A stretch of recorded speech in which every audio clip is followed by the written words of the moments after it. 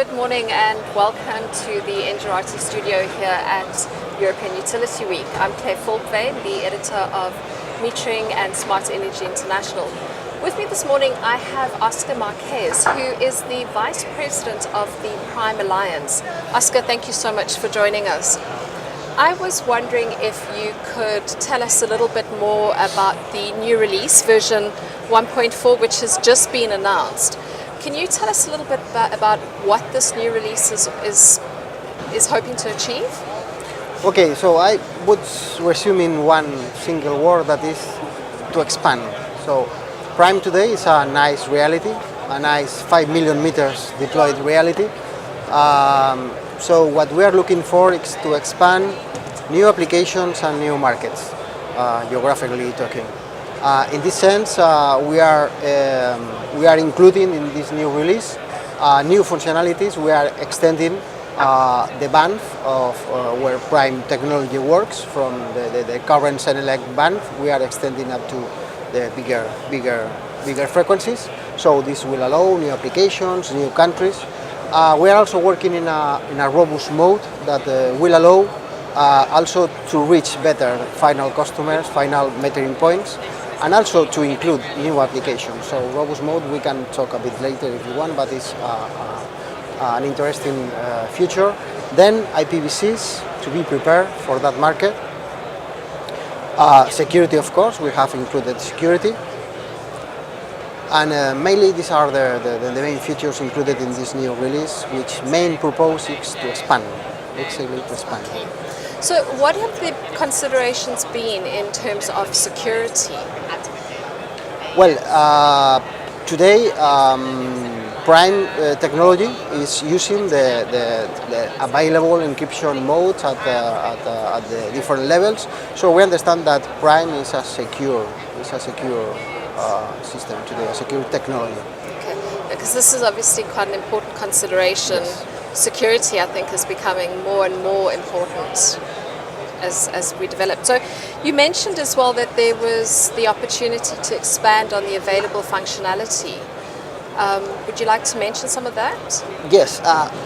Today we are the Prime community and the Prime Alliance representing the Prime community. We are constantly developing and testing new functionalities to go beyond the traditional smart metering business that utilities are facing and are fighting.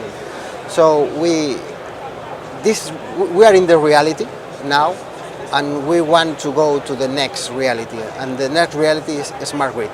Some of the new features that we are introducing in this new release are facilitating this step ahead, step forward to the new reality of the smart grid, new applications, not only smart metering. So would that include things like grid management and integration of distributed generation systems, or is it more in terms of the management of the data and the information? Well, we are talking about the last mile. So okay. We are there. We are arriving to the meter. So the meter is there, the transformer room is there. So the smart grid endpoint is there. Okay. So when we are reaching now the final point, why not to do other things? Why not to get into this new field of applications, and why not to cross the transformer? So we are convinced that we can do many things and we can find many applications. It's also true that in Prime Alliance today we are more than 50 members, and not all of them are meter manufacturers. We have members from many different industry categories. So and all of them are contributing to have new functionalities and will contribute to have new applications in the future. Do you have any functionalities that are available for you to talk about that are actually going to be rolled out with this new release, or is this just the first step in a bigger development program? We have specific functionalities, and I would like to mention the robust mode, because in the metering business, if we go to the traditional, the reality now that I talked before, the last mile is really critical. Yeah. So when you talk about 100 or 95% success rate or 97.